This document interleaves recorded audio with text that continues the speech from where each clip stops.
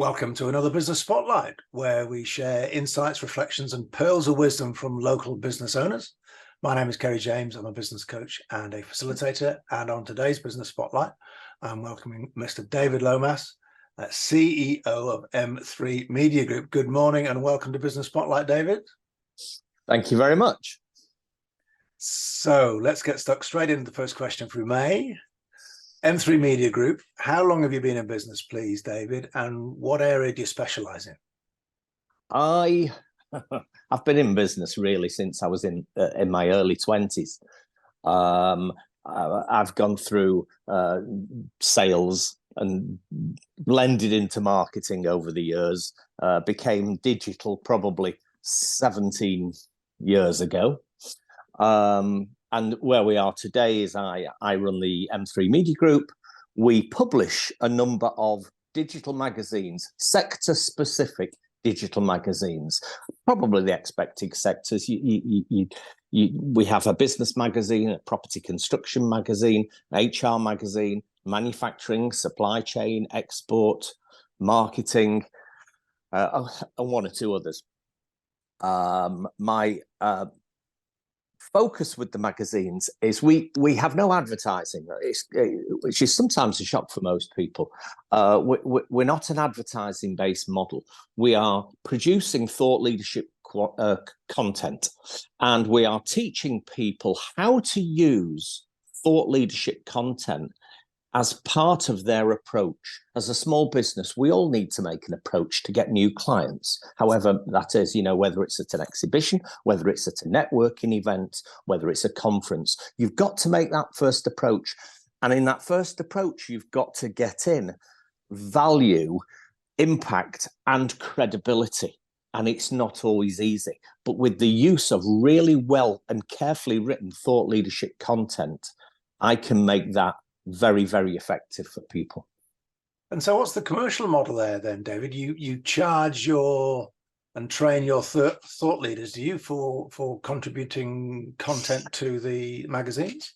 I do thought leadership training, but we would charge for creating the content. I would interview them. I would have my writer ready to write that content. My specialism tends to be the headline. The thought leadership headline is where all the impact is. If we get that right, and it's not easy, but when we get that right, it really has impact with the person who's listening to the question, and the question can be brought into a conversation. So we charge our clients to write the content, and of course we publish it. And whichever sector they would want to be in or would want to reach, that piece of content could be published in any of those magazines. So it can be very, very effective, really, because so many people don't have what I call credible content. And by credible, I mean published by a third party. Most people have got content, they've written it themselves about themselves, and it doesn't work. People, the people you're approaching want to hear about you, but they just want to hear about it from someone else to put their mind at rest. And in the PR trade, we call it earned content, because it's perceived to have been earned, by somebody who hasn't paid for an advertisement right next to it. It looks like it's credible, and it's then of value, certainly to the reader. So, David, what would be the criteria for an ideal thought leader or an ideal contributor, an ideal client for you, if you like? That's pretty wide. It's really anybody within any sector. I mean, we've got those certain sectors that we publish in, so that helps. So if somebody came to me as a rocket scientist, I'm not too sure where I'd put them. But anybody that's working. There's one client we were working with happened to be working in GDPR and wanted to get to accountants. And I said, right, well, I'll give you the question, and here's the question you could use. We'd publish that then in the business magazine, so it would have the right resonance when the accountant received the article from her. it's going to look legitimate and it's going to be in a place where he's comfortable with. And the same with manufacturing. If you've got some expertise in manufacturing, that's where I want to place you. But it can be anybody from an HR consultant to an accountant to lawyers. Everybody can use quality content, but they don't know how to necessarily. And we can see the Manufacturing Connections logo behind you there. Is that the title of one of your magazines? Is that right?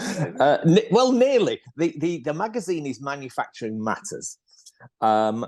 Alongside the magazine, we actually, once we've taken clients on and taught them about thought leadership, we put them into our discussion groups. We run a number of discussion groups for manufacturers online. We have manufacturers from all around the country.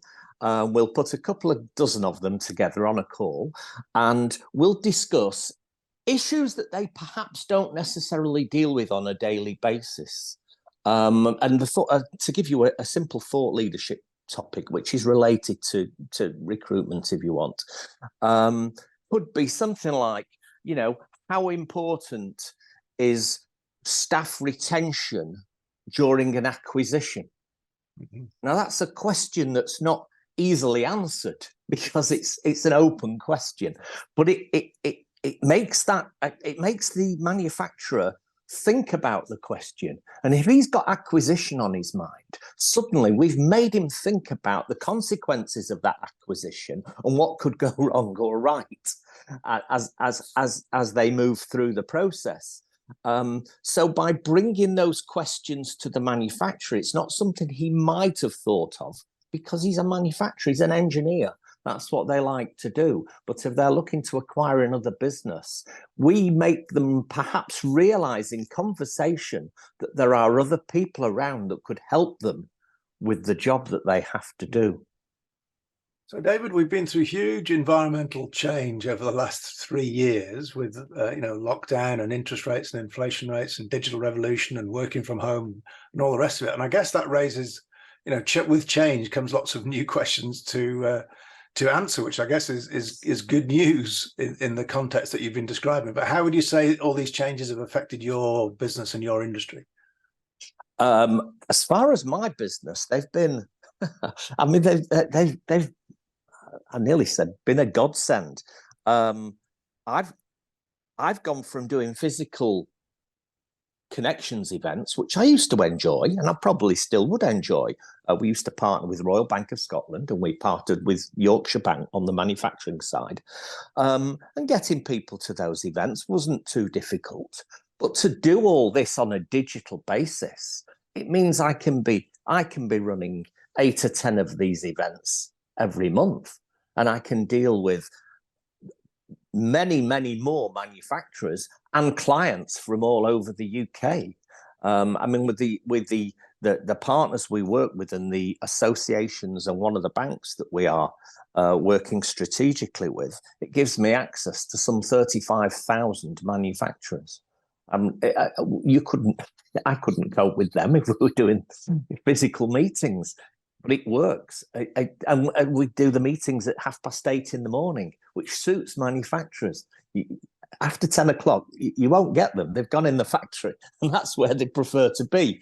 But, they value what we do. They enjoy the conversations. They appreciate the peer learning, but they're also listening to the experts we put on that panel within the discussion. It's not a panel, it's within the discussion. So it's very comfortable and very easy. And the manufacturers tell us that they are getting value out of it. So the digital age, the digital world has been as I say, it's been a godsend. Yes, I remember hearing that it basically during lockdown, it moved on 5 years in 5 months. So it's good to hear the impact of some of that. So what would you say are the current challenges to your business at the moment? Getting the right team of people together, embracing the technology. We're in the process of building a platform where we can put all these manufacturers. And it's time consuming and it's challenging, but we're getting there. Nothing ever goes as fast as you want it to go. But I'm not rushing things. I want everything to be absolutely ready. When this platform is ready, when the manufacturers turn up, I want them to be impressed. So I'm not rushing things. I don't need to rush things. I can just make sure everything's done correctly. The events are still running at the side at this moment in time. They'll eventually go onto the platform. The platform will have an intelligent brain. We will be able to connect people directly, really across the world. Very good. So it's good to hear about the platform having an intelligent brain. So tell us a little bit more about the aspirations. What does the business, the size and shape look like in 3 to 5 years' time, would you say?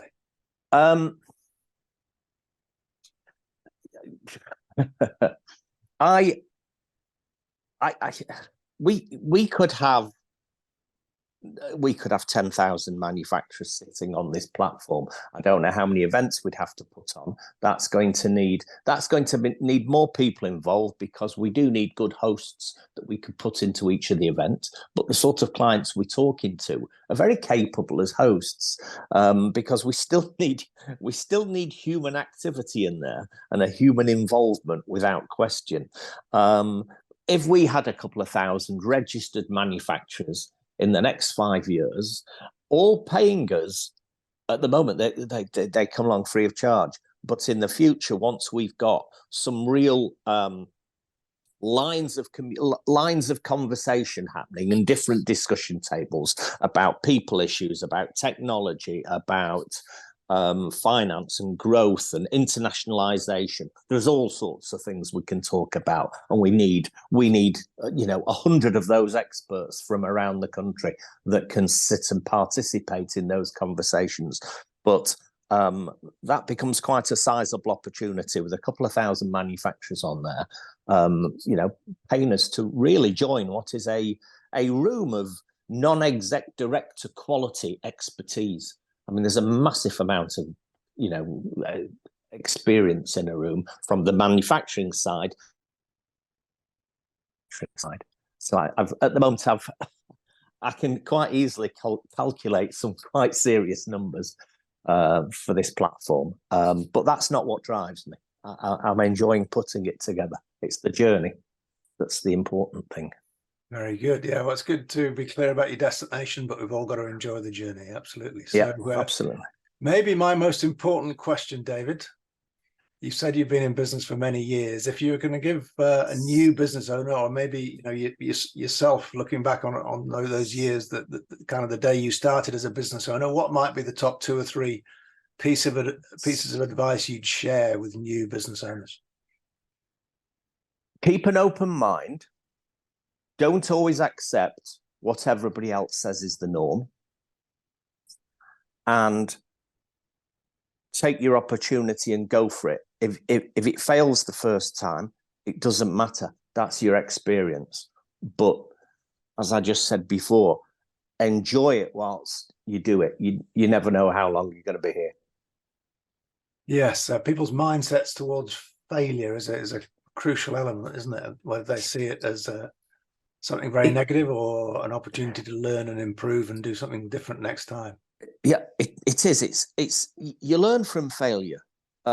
So you don't need to class it as failure if something doesn't go wrong, or if halfway through, perhaps shouldn't say halfway through, but people in the past have said to me, "Oh, you were looking at this, but you've changed your mind. You've hopped onto something else, have you?" I said, "No, I looked into it. I did my research. I could see where it was going to go, and there was going to be a stumbling block in the future. So I've already analysed it and checked that out now. So I've stopped that and I've pulled it back, and I'm going in a different direction." But it wasn't because I've just changed my mind haphazardly. It's because I'd already worked out. You've got to look at the big picture. I'd worked out where it was going to go. I'd worked out where technology was changing things. And I've moved out of one sector. And I've changed the magazines over the years because I've got to adapt to what we didn't used to have, Twitter and social media at one point. I could see that coming. Before it came, I said, we need something to be able to share some of these messages. And Twitter arrived. I thought, oh, that's handy, just what I needed. But my brain works on what's happening in the future. And I can see what's happening now with AI. But there's another conversation. We have to embrace it. Fail, learn and adapt and improve. Absolutely. I can't remember who the quote was, but it's something along the lines of no such thing as failure. You either win or you learn. Yeah, So that's about right. Yeah, totally agree. Yeah. Well, it's been great to hear about your journey, David. One last question, if I may. If anybody's interested in, engaging in one of your platforms or taking the conversation further, what might be a sensible next step, do you think?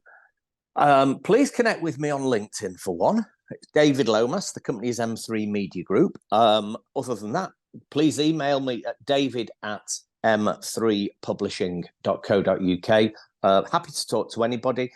If anybody is interested in either the thought leadership side or with getting in front of manufacturers, I'm open to chat to them. I'll point out I have very, very high standards and I don't suffer fools gladly. So beware. But I will look forward to talking to you all. Very good. Well, we'll put those website links in with the videos, David. Thank you ever so much for your time and your input and your contribution, and all the very best with M3 Media Group. Thank you very much, Kerry.